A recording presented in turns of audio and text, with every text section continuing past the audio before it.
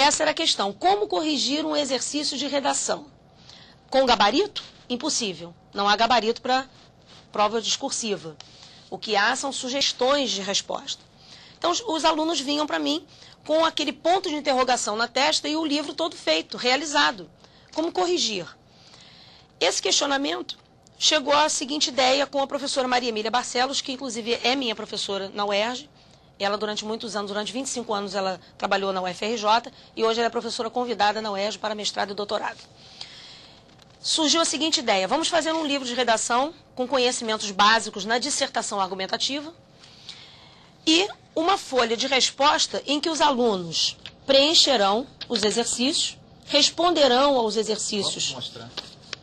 Os alunos responderão aos exercícios nesta folha de resposta, todos os exercícios discursivos, de redação argumentativa, propostos aqui no livro, depois, obviamente, de ter todo um embasamento teórico. Ao final, ele redige um texto dissertativo argumentativo, cujo tema está proposto também no livro, assina um contrato de prestação de serviço com a editora Ferreira e as autoras, coloca as respostas dentro deste envelope da editora Ferreira. É um kit. É um kit. Envia para a caixa postal da editora, que já está tudo indicado aqui, com o nome remetente, indicando aqui no cadastro o e-mail, o telefone, envia para a editora Ferreira. A editora Ferreira faz com que essas folhas de respostas cheguem às minhas mãos e às mãos de Maria Emília. Nós corrigimos, fazemos os comentários dos principais erros dos alunos, escaneamos a redação e bem como os exercícios corrigidos e comentados para os candidatos, e aí eles então conseguem se preparar de uma forma adequada. Vamos mostrar novamente então redação em concursos, dissertação argumentativa, teoria e prática, professora Maria Emília Barcelos da Silva e Rosane Reis.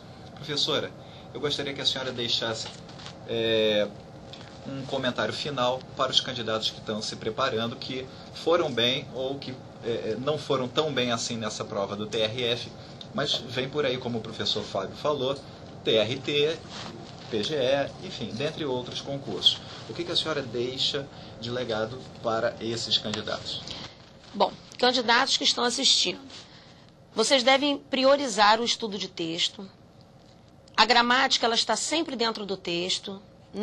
Você não tem que estudar mais daquela forma como estudava no passado. Procure um curso que esteja adequado a essa modernidade das provas, para que você se sinta seguro. E a coisa mais importante para você fazer é o estudo doméstico. Eu ensino aos meus alunos em sala de aula uma tecnologia para estudar cada banca. Você pode, por exemplo, baixar as provas da Fundação Carlos Chagas. Eu vou dar a Fundação como exemplo. Você vai fazer o TRT e a Fundação Carlos Chagas provavelmente vai estar fazendo o concurso. Então você vai selecionar as últimas provas da Fundação Carlos Chagas, vai baixá-las na internet, vai separar as questões por assunto. Muito obrigado pela entrevista. Eu conversei com a professora Rosane Reis, de português. TV Concursos volta já. Olá pessoal, eu sou o professor Rodrigo Menezes e hoje nós vamos falar sobre Poder Judiciário, tema extremamente importante, principalmente para quem vai fazer concurso para a área de tribunais. Tribunal Regional Eleitoral, Tribunal Regional do Trabalho, Tribunal Regional Federal, entre outros concursos. Bom, Poder Judiciário está no artigo 92 da Constituição até o artigo 126. Nós vamos falar um pouquinho sobre os órgãos que integram o Poder Judiciário. Bom, nós temos como órgão principal do Poder Judiciário o Supremo Tribunal Federal. Então, o STF é o órgão máximo do Poder Judiciário e tem uma função muito importante, que é ser o guardião da Constituição.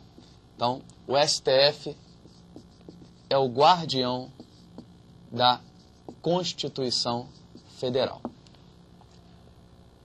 Nós temos também o Superior Tribunal de Justiça, o Tribunal Superior do Trabalho, Tribunal Superior Eleitoral, Superior Tribunal Militar.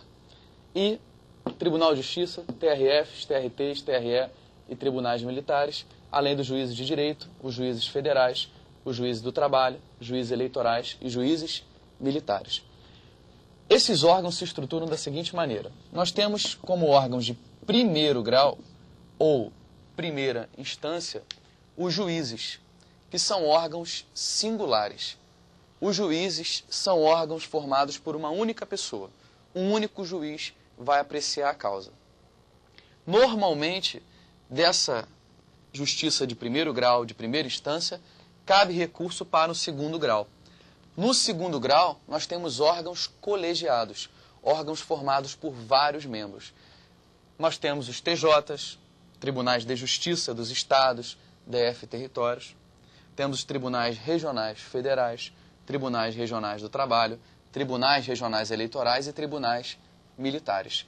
Esses são órgãos de segundo grau ou de segunda instância. Então, a segunda instância do Poder Judiciário, primeira instância do Poder Judiciário, primeiro grau e segundo grau. No terceiro grau, nós temos os tribunais chamados de tribunais superiores.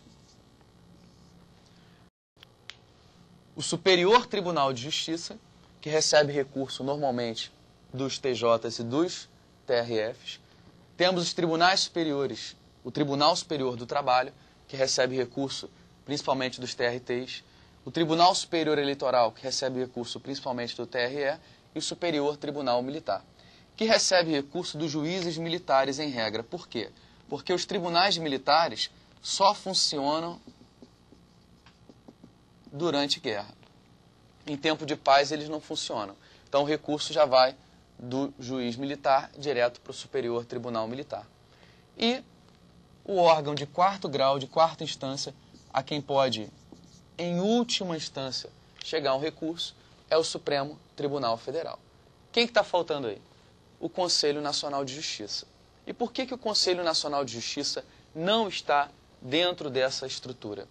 Porque o Conselho Nacional de Justiça não exerce jurisdição, que é a função típica do Poder Judiciário.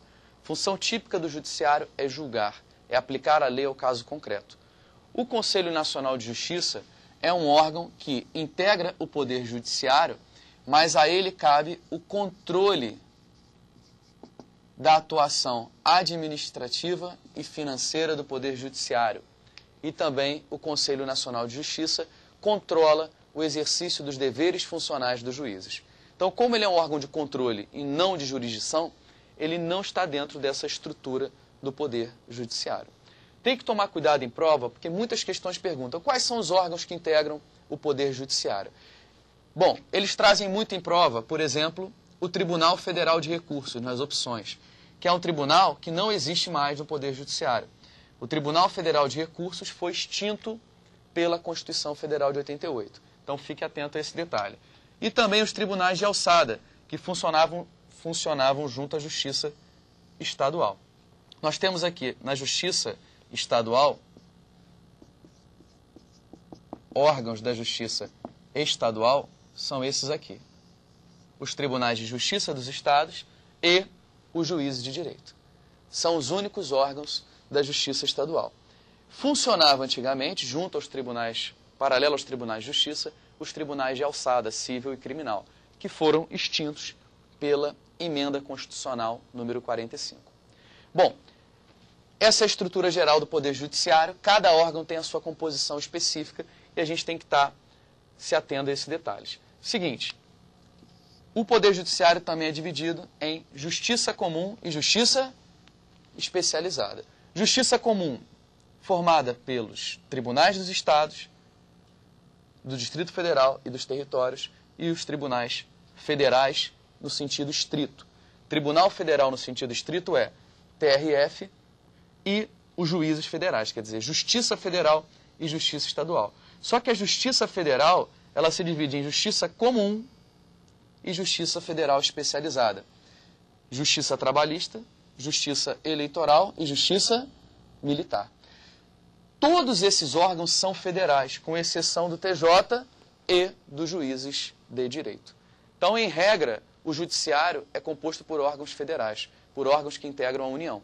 Os únicos órgãos que são estaduais, DF e territórios são os tribunais de justiça e os juízes de direito. Bom, dentro do tempo que a gente tem, vamos ver a composição do STF, STJ e do Conselho Nacional de Justiça, que são os órgãos mais cobrados em prova de todos esses concursos que caem no Poder Judiciário. Então,